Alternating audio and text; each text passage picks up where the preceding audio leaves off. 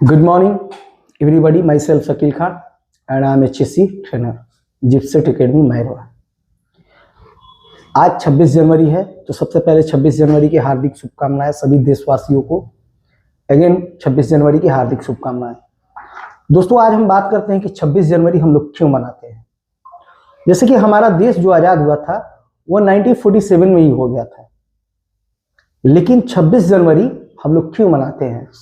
बहुत लोगों को डाउट होता है कि 26 जनवरी क्यों मनाते हैं, और बहुत लोगों को ये, चूंकि 15 अगस्त का जो कंसेप्ट है ना वो क्लियर है कि आज़ादी का दिन था, तो आज़ादी के दिन के स्वरूप में इसे हम 15 अगस्त को मनाते हैं। लेकिन 26 जनवरी का कंसेप्ट बहुत लोगों का क्लियर नहीं है कि 26 जनवरी हम लोग क्यों मनाते हैं।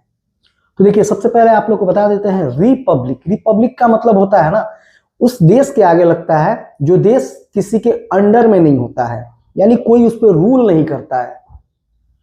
जो देश फ्री होता है, किसी भी पार्टिकुलरली अगर कोई रूल कर रहा है किसी कंट्री पे, जैसे कोई राजा है तो वो वहां राजतंत्र है, तो वहां पे रिपब्लिक नहीं लगता है, क्योंकि वहां पे राजतंत्र है। जहां पे प्रजातंत्र होता है ना, वहां पे रिपब्लिक लगाया जाता है।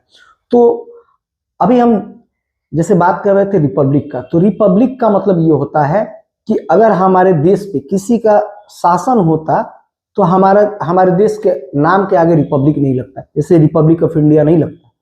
लेकिन हमारा देश का जब कॉन्स्टिट्यूशन बना, जब हमारे देश का कॉन्स्टिट्यूशन बना, जब हमारे देश का संविधान बना, तो संविधान बना था 1949 में, नवंबर का महीना था, और 26 नवंबर को बन के कंप्लीट हो गया था, 26 नवंबर 1949 को। बट कुछ प्रॉब्लम्स या फिर यूं कहे तो कुछ टाइमिंग वगैरह को लेकर के उसका अमेंडमेंट किया गया। कब? 26 जनवरी 1950 को, 1950 को। तो उसी के याद में कि हम लोग गणतंत्र दिवस मनाते हैं, उसी के याद में रिपब्लिक डे को सेलिब्रेट करते हैं। उससे पहले रिपब्लिक डे नहीं मनाया जाता था, तो उसी की याद में हम लोग ये रिपब्लिक डे मनाते हैं। और अपने कॉन्स्टिट्यूशन, जो हमारा कॉन्स्टिट्यूशन है उसके अंडर में रह के, ये वो हमारा कॉन्स्टिट्यूशन सिखाता है कि भाई हमारा राइट क्या है, हमारी रिस्पॉन्सिबिलिटी क्या है, एज ए नागरिक हमारी क्या क्या जिम्मेवारियां हैं, एज ए नागरिक हमें कौन कौन से राइट्स दिए गए हैं।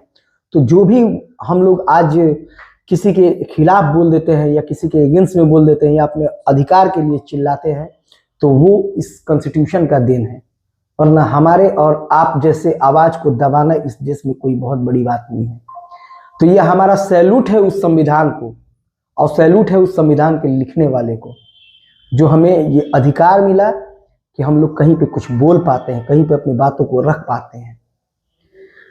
Thank you for watching me again. जय हिंद, जय भारत।